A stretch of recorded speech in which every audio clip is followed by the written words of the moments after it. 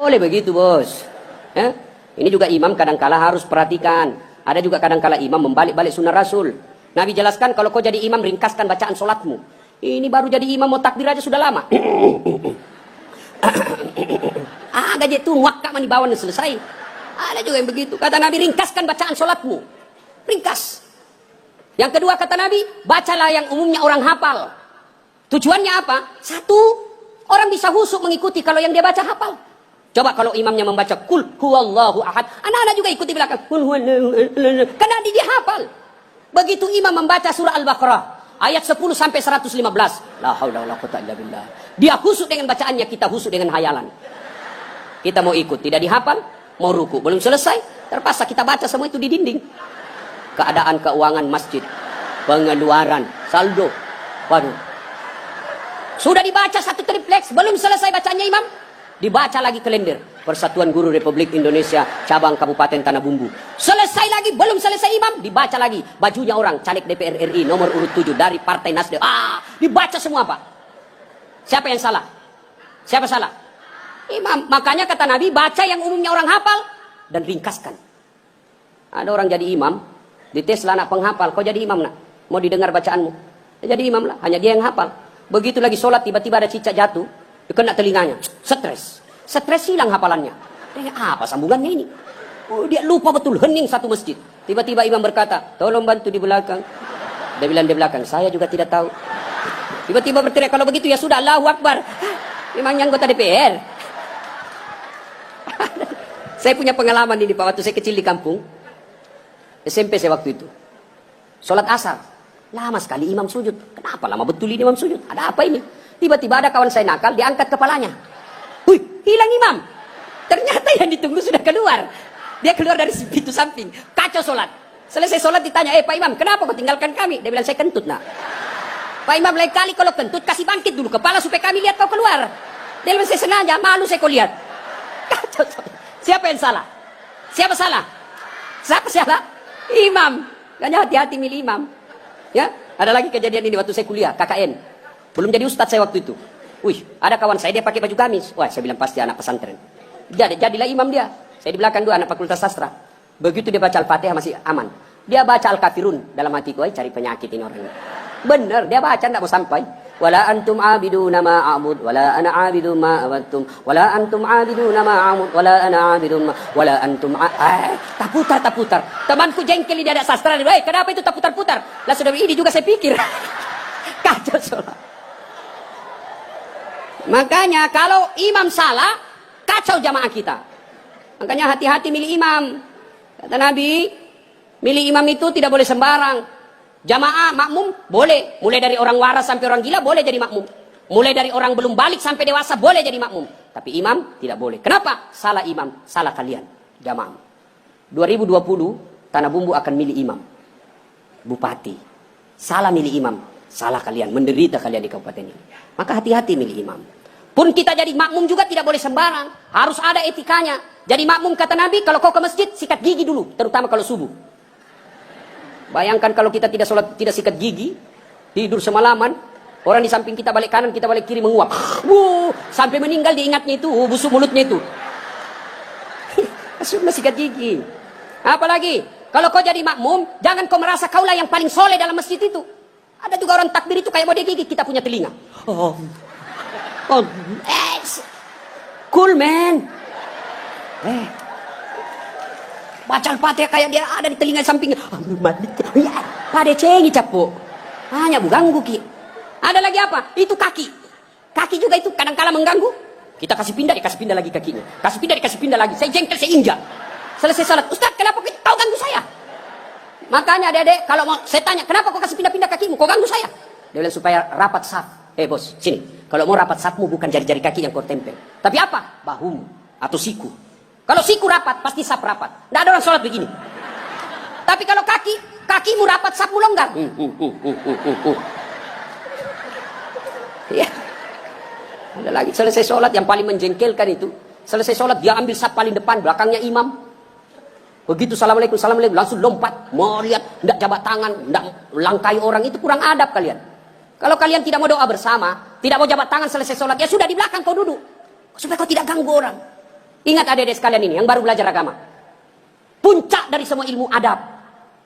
Rasulullah ditanya, ya Rasulullah, untuk apa Rasul diutus ke muka bumi? Mencerdaskan kehidupan bangsa? Bukan. Mengangkat harkat dan martabat? Bukan. Apa? Liutammima makarimal akhlak. Memperbaiki akhlak manusia. Ini kita berbeda mazhab, saling mengkafirkan. Saling menghina. Zaman sekarang aja ini kita ribut-ribut sesama muslim. Dulu tahun 90-an, kita kalau sholat subuh, Allahu Akbar. Di samping kita tidak kunut, dalam hati saja, oh Muhammadiyah. Selesai. Allahu Akbar. Tidak kunut, Muhammadiyah berarti ini. Itu aja dia. Sekarang saya pun dimaki-maki di Facebook. Apa kau Ustaz? Bicara-bicara sunnah. Baru kau tidak pelihara sunnah. Kenapa kau tuduh saya tidak pelihara sunnah? Buktinya kau tidak pelihara jenggot. Ya mau diapa kalau tidak mau tumbuh? Saya sudah kasih minyak, tidak tumbuh-tumbuh. Malah marah istri saya. Ini Ustaz kasih kotor-kotor bantal. Kasih minyak nih Bu. Ya. Nah saudara-saudara sekalian. Ini golongan. Maka sebelum wafat. Minta maaf lah. Orang-orang yang pernah kita sakiti. Kalau ada berkaitan dengan barang, kembalikan. Ibu-ibu yang pernah ngambil sendoknya orang ketika pengantin, kasih kembali. Karena ada juga itu ibu-ibu Columbus. Tahu Columbus? Kelompok ibu-ibu pembungkus. Kalau ada pengantin dia bungkus semua kuat. Yang ketiga, penyesalan kata Nabi, yaitu mereka yang tidak menjawab salat, azan salat ketika azan berkumandang. Puasa, haji, zakat, sedekah, semuanya akan sia-sia ketika tidak mendirikan salat. Adik-adik, kalian tidak usah malu kalau kalian tidak jadi pegawai negeri.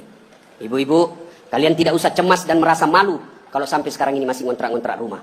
Tapi malu dan cemaslah ketika sudah dewasa seperti ini, belum mendirikan sholat dengan sebaik-baiknya. Kalau sholat kita insya Allah baik, maka hidup kita akan diperbaiki oleh Allah Subhanahu Wa Taala. Kalau sholat kita bagus, Allah yang akan menyelesaikan semuanya. Di dunia ini tidak ada orang tidak punya masalah. Semua kita punya masalah. Pasti. Jangankan kita, Nabi ada masalahnya. Beliau masih dalam kandungan sudah wafat. Bapak beliau.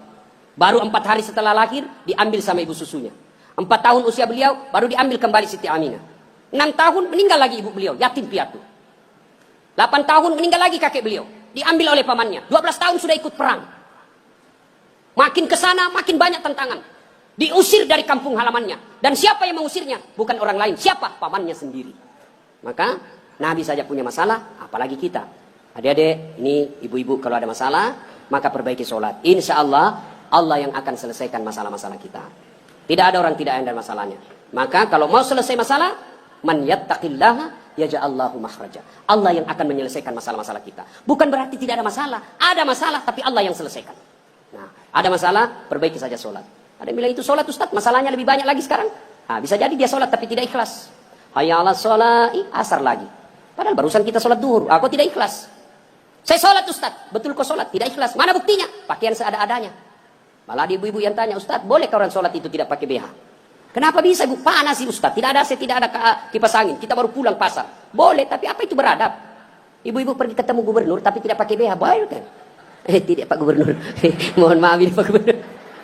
Coba. Ya. Saya sholat Ustaz, betul kau sholat tapi main-main. Allah. Wa kana abudu ya Kristus. Ini serang. Datang lagi. Siapa ngajar sholat begitu bos? Ada juga orang sholat kayak ditiup angin.